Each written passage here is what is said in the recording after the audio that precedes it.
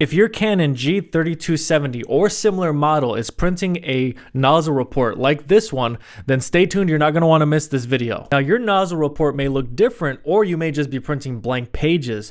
Either way, in this video, I'm going to be showing you a solution to solve this problem. So stay tuned. Hey, what's going on? I'm the printer guy, and in this video, I'm going to be showing you how to clean the print heads on the Canon G3270. If this video ends up being helpful, please make sure to like the video. Any questions at all, comment below. And if you want more content like this, please make sure to subscribe. So the first thing you want to do is print off a nozzle report. That report is going to tell you what colors need to be cleaned, or if it's printing blank, it means that all the colors need to be cleaned. We're going to go into maintenance and we're going to select head replacement. Doing this is vital because we need the print head carriage to come to the middle so that we can access the actual print heads. We're not replacing them, we're just removing them for cleaning. So once you select head replacement, you're going to lift the top of the printer. You're going to see the print head carriage in the middle there.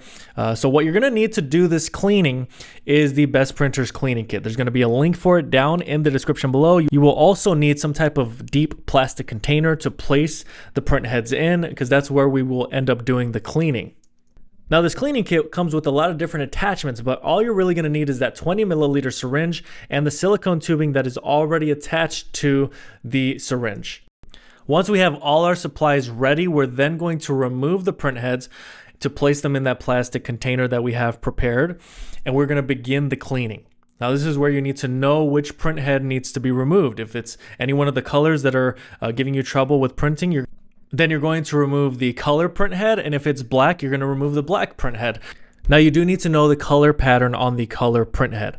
On the top you have magenta, to the right bottom you have yellow, and to the left bottom you have cyan. Alright, so depending on what color you need to clean, I'm going to start off with magenta, which is that top nozzle.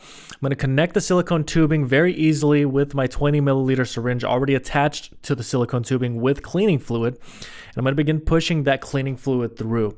Essentially what you're doing here is you are breaking up the blockage that is in the print head, allowing for a free flow of ink to go in there once you're done with the cleaning.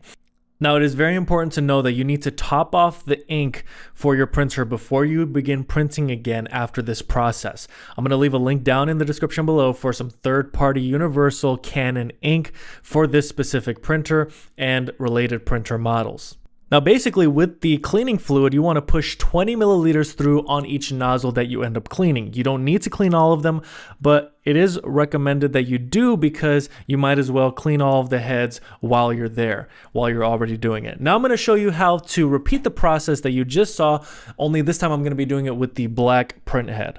Now, if at any point when you're trying to push the solution through the print head, there's a lot of resistance, then you may want to remove the cleaning fluid from the syringe and warm up the fluid and then reapply the warmed up fluid. Many times that warmed up fluid can break the blockage, and the regular temperature solution sometimes is not able to break past that barrier because it's really just, at the end of the day, warmer fluid is able to break down those components that may be dried up in your print head. Now, another very important part of this process is you need to allow 24 hours after you do this cleaning before you reinstall the print heads or power on. Rather, I should say both. So you should not be plugging in your printer or reinstalling print heads before the 24-hour period. There needs to be a period of time where everything is allowed to dry. 24 hours is a good period of time. Now, if you notice on the printer, the ink tanks are not totally full. You need to top off those ink tanks before you put everything back together. So that way, once you put everything back together and you begin the process of actually getting the ink back in the system, you will have that fresh ink and high pressure to go back into the print heads. And that's what's going to bring back your color 100% back to normal. Now, once the printer is powered on, there's two things you need to do in maintenance. The first thing is you need to replace ink in the print head. That's going to take about 6 minutes. Then you're going to do a deep cleaning. Essentially, why you want to do that is that's going to initiate a process where the ink is going to flow back into the system through the ink supply lines and into the print head. That is exactly what you need to happen, because you have essentially flushed all the ink out of the print head and new ink needs to now be pushed into the system.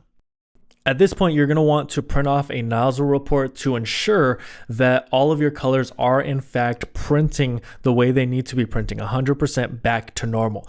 If they are not printing 100% back to normal, then you're going to have to do another deep cleaning, and you may need to do several deep cleanings until you have all of your colors coming back 100%. So this is really all it takes to clean the print heads and get back to printing normally again. Again, the links are in the description below for all the products I ended up talking about, the cleaning kit and the ink products for this specific model and related models. So I really hope this video ended up being helpful. If it was, please make sure to like. Any questions at all, comment below. If you want more content like this, please make sure to subscribe. Thank you so much for watching until the end of this video. I handpicked 2 videos that are here on the screen for you to watch next. Also consider subscribing to this channel. There's so much helpful content for you if you're a printer owner, and it's just good to have a resource like this for you in the future, whether you're dealing with a printer that's not printing well or you need more printer recommendations. So I look forward to seeing you again in another video.